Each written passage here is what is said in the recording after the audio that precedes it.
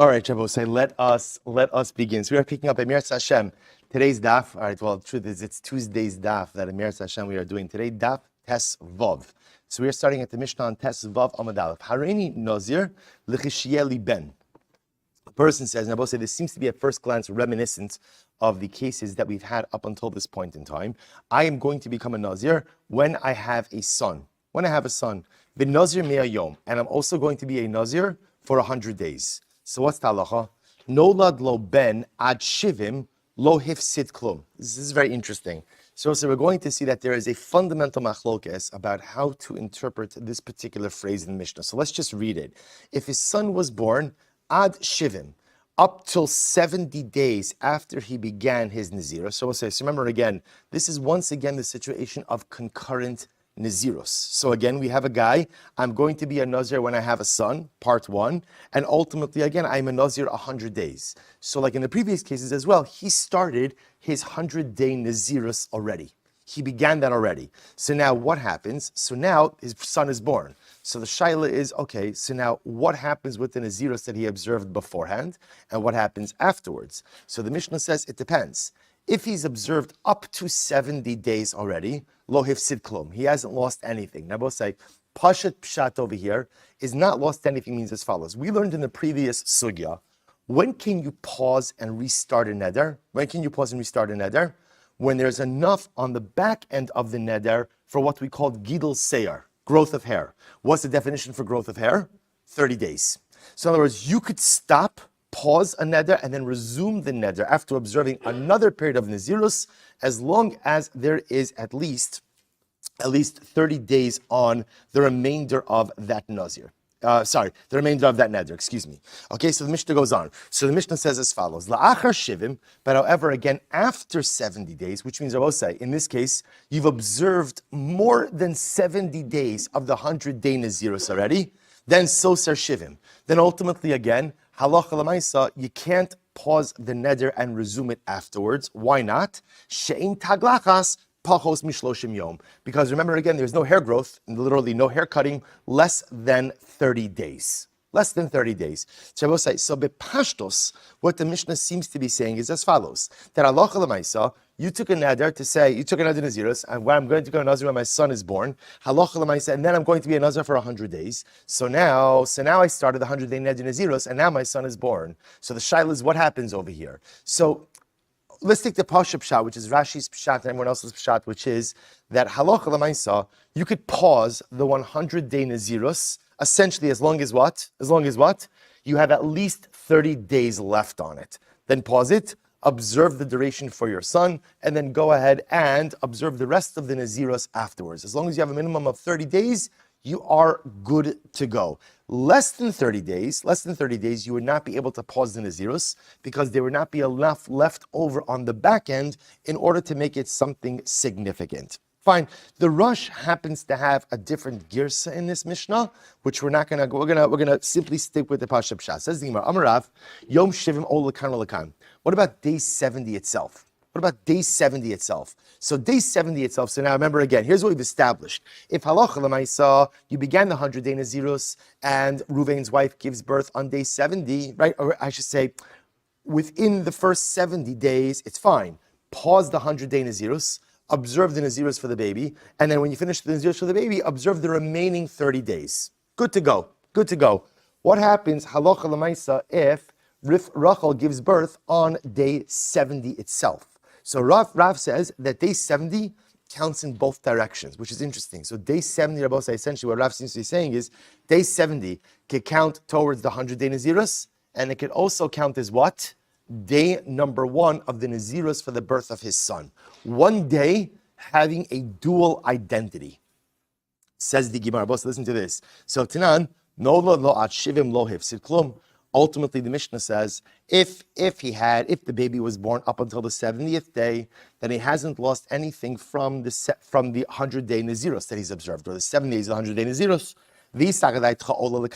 But if day 70 works for both the 100-day Nazirus as well as as well as for the Nazirus, for the birth of his son, se isgure miskar, then ultimately again not only does he not lose anything, but rather he actually gains. Ela bedinhu delo lisni ad shivim. In reality, the Mishnah should not have said that. The Mishnah shouldn't have said, because the way the Mishnah reads is, it makes it sound like as long as his wife gave birth, up to the 70th day, then halacha lamaisa, it counts.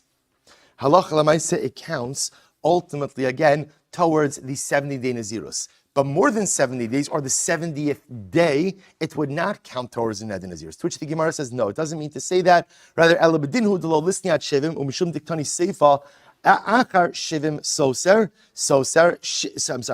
shivim. But rather, since the second part of the Mishnah said that if she gives birth after 70 days, and therefore there's less than 30 days left on the Nazirus, then Allah Chalamais, again, it won't work. Katani Reisha shivim. Ultimately, again, for Mishnaic symmetry, ultimately, the beginning of the Mishnah also wrote shivim. So let's pause here for just a moment, just to clarify what we've got going on. It's not complicated, we just have to hold cup. So remember, what's the case? The case is Reuven saying, I'm going to be a Nazir when? When my wife gives birth to a boy. And also, what's part two? Part two, I'm going to be a Nazir for 100 days. What does he do? He begins the 100-day Neder Nazirus. Then what happens? Mazel Tov, his wife gives birth. What's the Shaila? The Shaila is, how do we reconcile this? What the Mishnah is teaching is that halacha l'maisa, as long as he has at least 30 days left on the 100-day Nazirus, we could pause the 100-day one, observe the period for your son, and then observe the following 30 days afterwards. That works. Rav introduces the idea that day 70 itself has a dual identity. Day 70 itself has a dual identity, and day 70 could count as part of one day of the 100-day Nazirus, but also what? Day one of the Nazirus for the son. So it says the Gemara, Katani Reisha, Katani Reisha Shivim, fine. Tashma mi Seifa, look at the Seifa. No lod achar shivim soser. So we'll say the halacha is, right, we learned in the Brisa, take a look at the Seifa, that if the baby was born after 70 days, then what? Soser, ultimately again, soser shivim, it goes ahead and deconstructs whatever was observed up until that point in time. My acher, so we'll say, what does acher mean? Acher. It doesn't mean immediately the 70th day, rather it means sometime after the 70th day. To which the Gemara says, Aval acher mamishmai, but what about literally the day after? So the Gemara says, Hachanami delo saser. The reality is that would not deconstruct the original days observed either. If that's the case, Ihachi, my area detani nolad ad shivim lo hifsid klum. Why does the Mishnah say that if she gave birth up until 70 days of the 100-day Nazirus, that he hasn't lost anything? Afilu achar shivim nami. Even after the 70th day, technically it shouldn't deconstruct anything. Ha'amrit lo saser. Elashmamina achar mamish. But rather, again, learn that when the Mishnah says achar literally means immediately after the 70 days. V'chein masnisin l'rav shma mina. And ultimately, again, what you can see from the Mishnah is that the Mishnah ultimately does not hold like the statement of Rav. So I will say, Rav wanted to just put out there that day number 70 could count, has a dual identity, ultimately could count as the 70th day within the 100-day Nazirus count, and day one, ultimately, again, of the Nazirus associated with the birth of the son. To which the Gemara asks, you saw this Kasha. V'Rav, kiman amra l'shmaite. Now we'll say, where does Rav get this concept? That halacha l'maisa, one day can have a dual identity? Right? Where does he get this concept from? So this is incredible. Ile makabashol. Maybe it's from the following halacha. And I will say this is actually a fascinating halacha. Listen to this. Disnan, because we learned the following halacha. Hakovres meso shloshim yamim koldim l'regel. If a person buries his dead, person loses a loved one, and he buries his deceased relative 3 days before Yom Tiv. Now, remember again, major distinction in Hilchos Havayos and laws of mourning between Shabbos and Yom Tiv, which is what? Shabbos counts as part of Shiva. Ultimately, again, Yom Tiv stops Shiva. So remember again, here's the interesting point that the Gemara is making. If a person observed at least 3 days of Shiva before Yom Tiv, and then Yom Tiv came and went ahead and stopped the Shiva, so Yom Tiv ends Shiva. Shiva's done. A truncated Shiva. So I'll tell you, the first Levaya I ever performed, going back now, I don't know, probably almost like 23 years ago. My first Levaya I ever did was on an Erev Sukkos 1 hour before Yom Tiv. 1 hour before Yom Tiv. It was a man who had lost his wife. And again, an older couple, wife was very sick. Literally, again, 2 hours. And it was a 3-day Yom Tiv. It was a 3-day Yom Tiv. So we were able to pull everything together, do the Levaya right at the obviously at the Beis HaKvaros. The husband sat for maybe 5 minutes at the cemetery, and that was it. And then that was the end of Shiva. He was again, that rock. So that's this halach over here. Now the truth is here, the Gemara is phrasing it as 3 days. And then in reality, it's halach l'mais, it's even less than 3 days. Even 10 minutes of Shiva goes ahead and brings to an end to the Shiva. Shmona, Yom Kol Regel. What if a person observed 8 days prior to Yom Tiv? Now what's 8 days? 8 days means Shiva and Rabbosai, the first day of Shloshim. Then what? But then when Yom Tiv comes, Yom Tiv cuts off Shloshim. In other words, what Yom Tiv does is, Yom Tiv ends whatever period of Avelus you are currently in. So if you're in Shiva, Yom Tiv ends Shiva. You're in Shloshim, Yom Tiv ends Shloshim. Whatever stage you're in.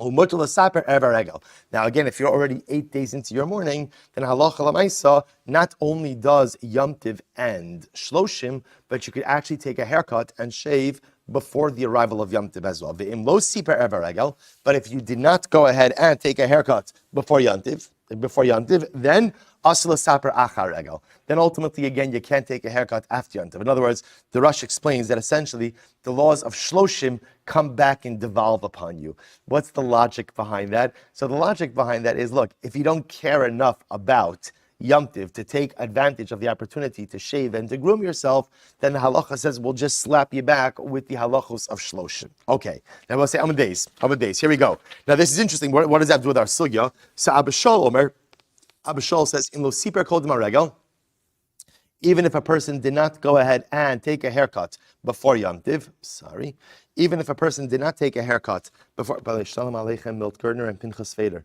Incredible, wonderful to see you both. And Jeremy Lassen. Although Jeremy Lassen's supposed to be here, isn't he? I don't know. What's going on over here? All right. Good. The Shver is on, Jeremy. So, all right. Jeremy, you're coming on Yarchei Kala, right?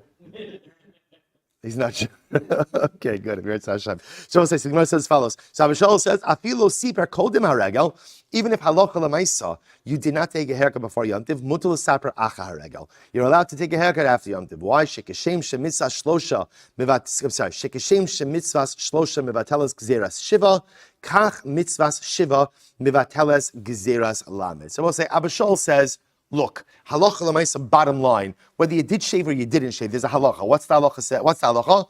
Once Yom Tiv comes, Yom Tiv ends whatever stage of Avelos you are currently in.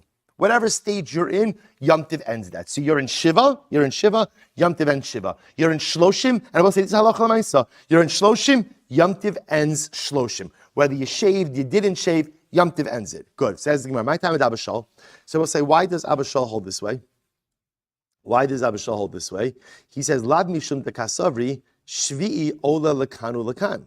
We'll say, now Abba Shaul's idea, right? Abba Shaul's idea is that halacha l'maisa, essentially, the day number seven counts. So we'll say, so I want to point out over here,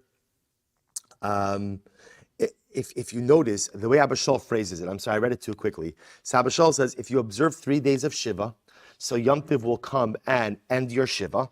That was stage, right, part 1. Part 2 of his statement was, and if you are 7 days into your Avelos, then what?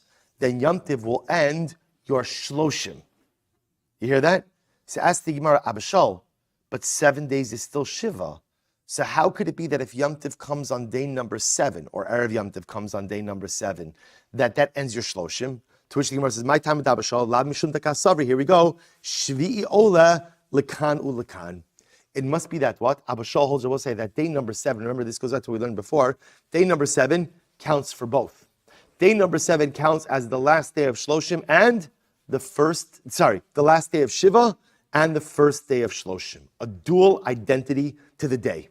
Now, I will say, now remember again, why are we bringing this up now? Let's take a step back. What did Rav say? Rav wanted to suggest that in this case of the guy who says, I'm a Nazir and my wife gives birth, right, to a boy, and I'm also a Nazir for 100 days. He started the 100 days. So Rav wanted to suggest that if she gives birth on day 70 can count both ways.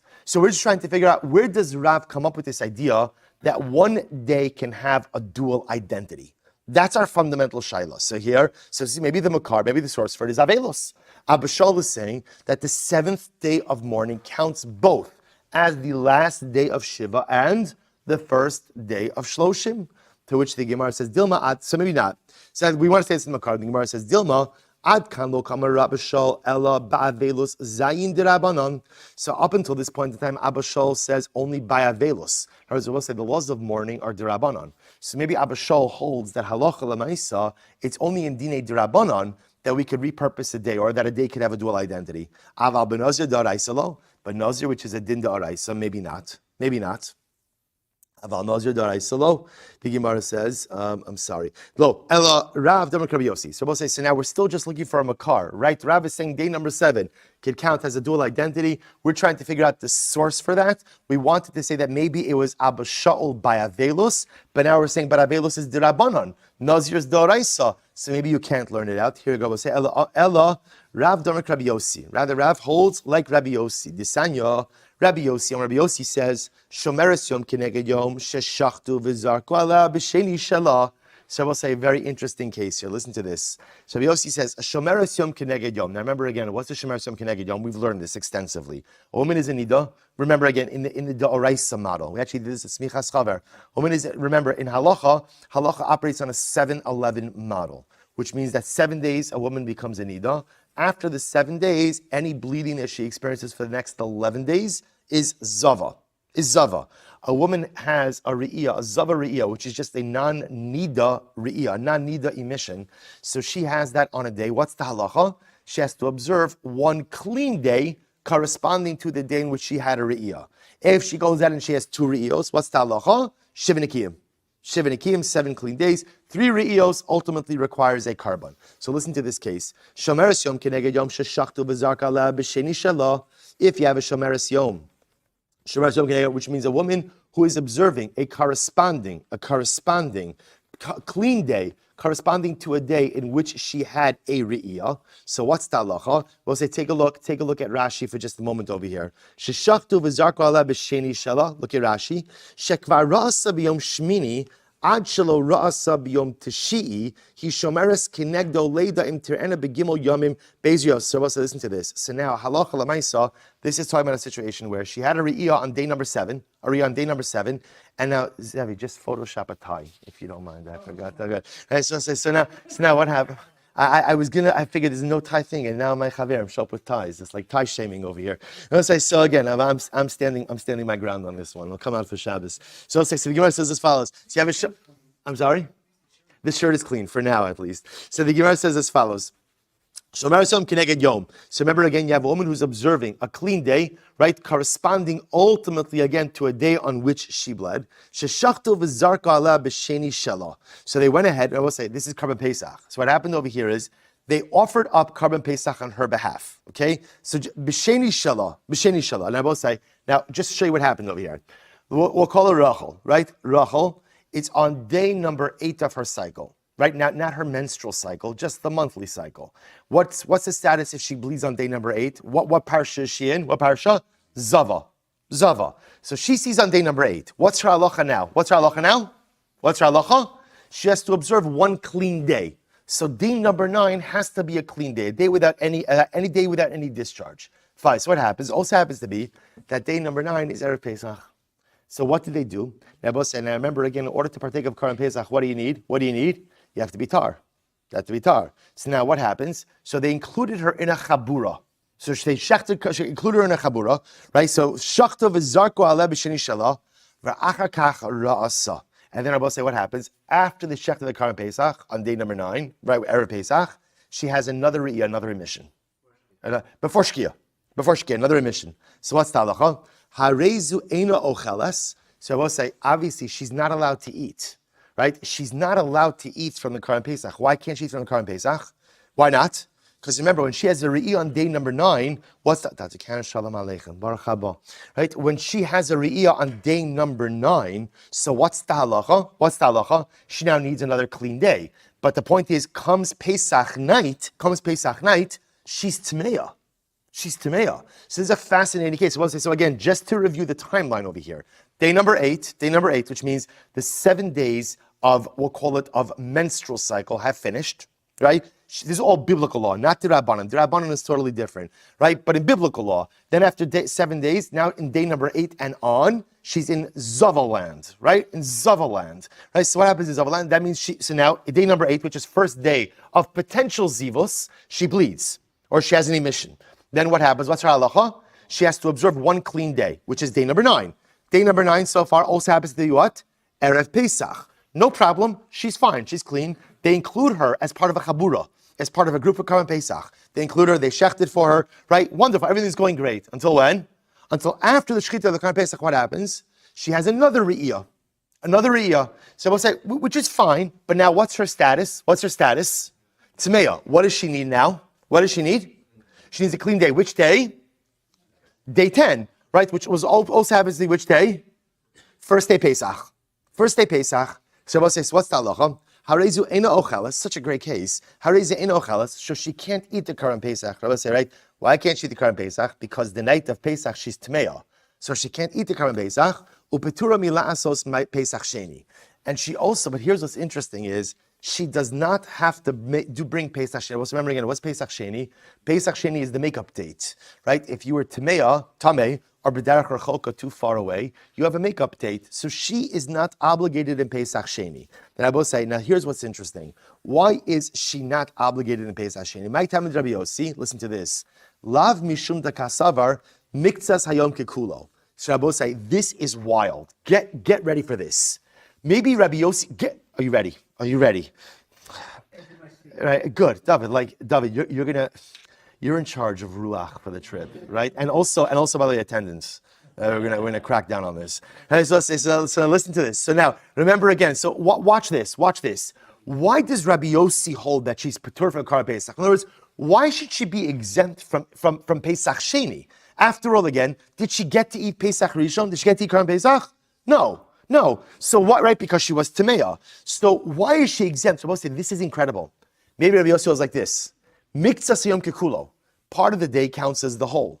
Now, what does the day part of the day count? So I'll say, get ready for this. Remember, what was the first day she had an emission? First day was day number 8, right? Now what happens? Now she's observing day number 9 as a clean day. Shabbos, watch this. Now remember, then Karban Pesach is shechted on her bath. She's part of the Chabura. Then after the Pesach was shechted, what happens? Another emission. Maybe Rabbi Yossi was like this. Part of the day counts as the whole. So watch this. Essentially, day number 9 is a clean day. Is counted halachically as a fully clean day, which means that halachically we look at it as if what? For the entirety of day number 9, she was tahora, fit to eat Karban Pesach, and then essentially the fact that she was unable to eat occurs later on Pesach itself. And therefore halacha lemaisa, yes. Why would that be true even if she saw before the shita on day number? Isn't it because at the shash? Yeah. Correct. So at the shas,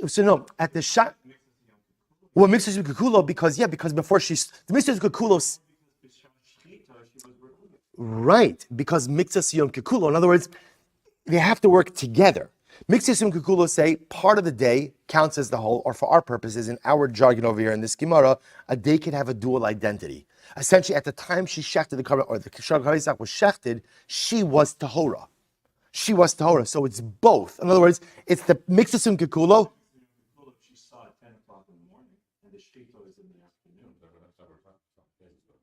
Right. She had 3-4 hours that she was tahora. I know, but the Pasha said only works if at the she has to be re'uya. She has to be re'uya at the shas. Correct, but I'm saying that they're working together. She has to be re'uya at shas shchita, but also mixasum kekulo. In other words, I'm saying here's what we're trying to nail down. Why is she not obligated in Pesach Sheni? That's what's bothering us, right? That's the part I don't understand. So the only way to understand it is it must be that since she was Ru'uya for part of Erev Pesach, it makes it as if Ki'ilu, she was Ru'uya the entire Erev Pesach. And who's Chayiv in Pesach Sheni? Only if you are not Ru'uy on Erev Pesach. An incredible Chiddush. To which the Gemara says, one second, Mimai. The Dilma Mishum the Kasavar Mikana La Abahu Matame. Maybe Rabbi Yossi just holds that the way that Tumah works in these kind of situations is only going forward. And maybe it's not Mitzvah Kehulo, but maybe it's just the nature of Tumah is such that you are tahar until you are actively tameh. And we do not allow the Tumah that occurred now to kind of define the identity of the day retroactively. Umisa Rabbi Yossi, does Rabbi Yossi actually hold this way? Vatan Rabbi Yossi says, interesting case, Zav bal shtei re'ios. We'll say, you know that wherever there's a Zava, the Zav is never far behind, right? Zav, right? You can't. First of all, you can't start a Yachi Kala without a Zav. That's number one. That has to be right. So let's say, here you go. So it says the Gemara. So Rabbi Yossi Omer Zav bal shtei re'ios. Listen to this. So a Zav bal shtei re'ios. Remember again, what's the halacha with a Zav who has two emissions consecutively, right? In 2 consecutive days. What's the halacha? He's obligated to count Shiva Nikiyim, but no carbon. No carbon. Carbon only comes after 3 re'ios. So Zav bal shtei re'ios sheshachtu v'zarku alav b'shvi'i. So listen to this. You have a Zav who had 2 re'ios, and what happens? They shechted on his behalf, the Karm Pesach on his behalf, v'zarku alav b'shvi on day number 7. V'chein shomeres yom kineged yom sheshachtu v'zarku aleha. So same case. That's the case of shomeres yom kineged yom, right? She had the re'iyah on day number 8, and then again day number 9 they shechted on her behalf. And what was v'achar ro? And afterwards, in both of these cases, they had a re'iyah. Afa pishem mitamin mishkav moshe l'mafreya. Even though they have the ability to be metami mishkav moshe, which Rabbi says is the unique halacha by a zav, that when a zav ultimately again sits on something, he conveys or she conveys tumah to many layers below them. Peturin mila'asos pesach sheni. Ultimately, again, they are pater from pesach sheni. So my lemafreya. So what does it mean lemafreya? Midrabanon. It only means midrabanon. Hachinami mistabra. If you would think that it's a din daraisa, amai pitur milasos pesach sheni. Why would they be exempt from pesach sheni? The olam emelacha tuma daraisa. Now let's say in reality, what we have to say is that no midaraisa tuma extends lemafreya. Tuma actually does extend retroactively. But here's what's different. Tahom deziva hitiru. Now we'll say this is a different kind of halacha. This, the Gemara says that halacha l'maisa tahom, what we call tumas tahom.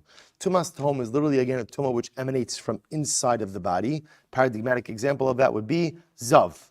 Zav. So a tumas tahom is different. They are matter. But see, if you look at the Rush for just a moment, so the Rush says over here, the Rush says, "Va'amrinan bekeitzat tolim tumas hatom etir." If you see where Tosfos hatahom is, see where that Tosfos hatahom. If you go right to the right in the Rush, right? So look at Tosfos hatahom. I'm sorry, it's so small. And then again, right to the right, "Va'amrinan bekeitzat solim the tumas hatahom hitiru kibepesach." Chazal were matter tumas tahom by Pesach. Namely what? What does that mean? He says, called tumas safek correlate tumas hatahom kimoshat tahom mechusa ve'ein adam yodea mayeshbo. So the Gemara is suggesting over here that maybe by Karban Pesach there's a different halacha, which is that any tumah which emanates from inside, from the tahom, from the depths, i.e. an obscure tumah, ultimately again will not go ahead and disqualify you from having participated in the shechita of Pesach Rishon and relegate you to an obligation of Pesach Sheni. Different halacha. Va'af Rabbi Oshia savar l'mafrei midirabanan. Even Rabbi Oshia holds that this din of tumah l'mafrei is only dirabanan. Disanya Rabbi Oshia Amar. So aval haroeh zav b'shvi'i shalo. If a person goes ahead and sees a zav emission, ultimately again on his 7th day, as shalafanov, soser as shalafanov. It goes ahead and deconstructs and obliterates any of the days that he observed before. And Rabbi Yochanan, lo nistar ela yomo. No, the only thing ultimately again that he loses out on is that day itself. Manav shach. What the Gemara says, I don't understand that. Is saser kula saser. If you're going to tell me that the re'iyah goes ahead and deconstructs the days, it should deconstruct all of the days. Ilo saser. Lo nistar v'lo yomo. And if a day doesn't deconstruct and it shouldn't deconstruct anything, ela ema lo nistar v'lo yomo. Rather, ultimately say that halacha l'maisa what? It should not go ahead and deconstruct anything. Lo nistar v'lo yomo. It should not go ahead and deconstruct either the day or anything that came before it. Fine. So the Gemara's top of Tez Zayin Abosai. V'amalei Rabbi Yossi. Kai kavasech, da'amar mikano lahaba metame. So we'll say, he said, but does Rabbi Yossi hold like you? Rabbi Yossi who says mikano lahaba metame. From this point in forward, ultimately the tumah extends, but not retroactively. Rabbi Yossi lemafreya hu da'amar. But Rabbi Yossi ultimately said that the tumah extends lemafreya. And I will say, take a quick look at the Rush. I'm sorry that we're going so quickly, but take a look at the Rush. Top Rush on Tes Zayin Amud Aleph, right? So Rabbi Yossi, Michti Kasar Mixosum Kukulo, Zava Gimura Hechi Mishkachas La. Oh, sorry, getting a little ahead of ourselves. To which the Gemara says, V'ha Rabbi Yossi Mafreya Da'amar, Ma'ila Mafreya Midrabanon. What does Rabbi Yossi mean when he says that the Tumah extends L'mafreya? Ultimately, again, it means it extends L'mafreya Midrabanon, only rabbinically. So Rabbi Yossi say, okay, so fine. Now the Gemara circles back. Let's analyze this for just a moment. So Rabbi Yossi say, here's what we have, and this is actually quite a fascinating halacha, which is the halacha Ma'aser Karban Pesach. By Karban Pesach, the halacha is that as long as you are fit to offer up the Karban Pesach at the time the Karban Pesach is being shechted, as long as that, right? As long as you're fit while it's shechted, halacha l'maisa, even if something happens which precludes you from partaking it, you do not have to bring Pesach Sheni. Very interesting halacha. So as long as you are fit at the zman of shchita, even if something happened afterward, ultimately again, you're okay. Now the Gemara is asking over here. Let's analyze this Yisrael Rabbi Yossi, right? So now we wanted to suggest that maybe Rabbi Yossi holds that by a zava, right? She sees on day 8, so she's now observing day number 9 as a day of Tara, and now she sees on day number 9. So we're suggesting that maybe the reason she doesn't have to bring another Pesach Sheni is because Mixas Yom Kikulo, which means day number 9 will ultimately act as a clean day. To which the Gemara says, but according to that, Rabbi Yossi Michti Savra Mixas Kikulo Zava Gimura Demaisi Karban Hechi Mishkachasla. They'll say, listen to this Shaila. If that is true, that halacha l'maisa, every time a woman observes a partial day of purity, a partial day of Tara, that mitzvahs and kikulo, then I will say what? There's no such thing as Zava Gedola, right? Why? What does Zava Gedola require? 3 consecutive days. But if Miktsas Yom Kikulo says that part of the day counts as the whole, then as long as she observes some amount of time, as Dr. Cannon was saying before as well, as long as she observes some amount of time of Tara in the morning, then what? That counts as a day of Tara. Well, if it's a day of Tara, then it interrupts the continuity of the Re'iyos, in which case there should never be a such thing as a Zava Gedola, to which the Gemara says, so mix up Zava Gimura Demaisi Karban Hechi Mishkachasla Kevan Dechazi Bepalga Diyama Ida Palga Diyama Salik Le L'Shimar. Because again, even if she sees on part of the day that she did not see ultimately counts as a clean day. So I say, how are you ever going to have a case of a contiguous Zava Gedola of 3 consecutive Re'iyos? Such a good kasha. Yomi. We'll say the simple answer is that Allah Chalamaysa, she flows 3 days continuously. Okay, that's the simplest answer, which ultimately again makes sense because halacha l'maisa, again, under those circumstances, then there's no break. So because there's no break, therefore halacha l'maisa, she says Zava Gedola. The other possibility is dechazia tlasa yomi samach l'shkia sachama. It's very interesting. She saw 3 consecutive days right before shkia. The lohavi shows the cycle minyana. Because Rabbi say, listen to this. What does that do? If you see 3 days right before shkia, so ultimately again halacha l'maisa, there's no subsequent time that could go ahead and count as a day of Shimor. If you're seeing 3 consecutive days right before sunset, then halacha l'maisa, again, there's no time then that could be counted as a clean day, and therefore there are no interruptions in her Re'iyos. So I'll just mention, just interestingly enough, so I want to point out this Mishnah, the Mishnah itself doesn't really bring down a halacha that's so contrary to what we learned before, but I will point out something incredible, like on a hashkafic level. Rav advances this idea, which we see in other areas of halacha as well, which is that one day can have a dual identity. Now, in Rav's case, the way Rav wanted to set it up was day number 70 could count as the 70th day of the 100-day Nazirus, and what? And day 1 of the Neder Nazirus triggered by the birth of the child. We saw other examples of it now, right? Day number 7 could potentially count as last day of Shiva and first day of Shloshim. So you could see ultimately how one day Rabbi say. And we paskin that we halacha l'maisa a number of different areas in halacha. What I will point out is something amazing. I will say this idea, not only do we paskin that way halacha l'maisa, but as we mentioned this morning, also paskin that way hashkafa l'maisa. I will say a day could have a dual identity. What does this mean? We've all had days that start out really bad. or we have days in which we severely mess up. And early on in the day, and we'll say, let's be honest, we're amongst friends, right? How do we feel in those moments after you know that you know what, you've really messed up? How do you feel about the day? How do you feel about the day? Sunk cost. Sunk cost. It's done. And I will say, when we begin to feel that way, it's important to hear the words of Rav, that a day could be Ola Lekan Ulekan. One day could be Lekan. You're right. I started off really bad. I've made some really terrible mistakes. But Lamaisa, I could salvage it also. A day has the ability to possess a dual identity. And that dual identity could say the day could be, even if it started Lara, it could still be Litov. And this is whatever. This is not just true if you mess up in the beginning of the day. It's true if you mess up in the end of the day. And it's true if you mess up even at the end of the day. As long as you have what? As long as you could salvage it. See, what do you learn from this last sugya?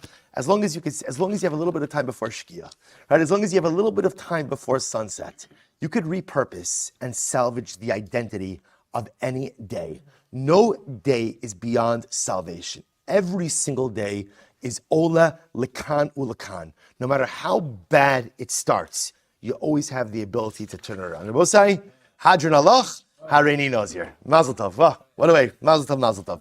Shkayach, we'll say.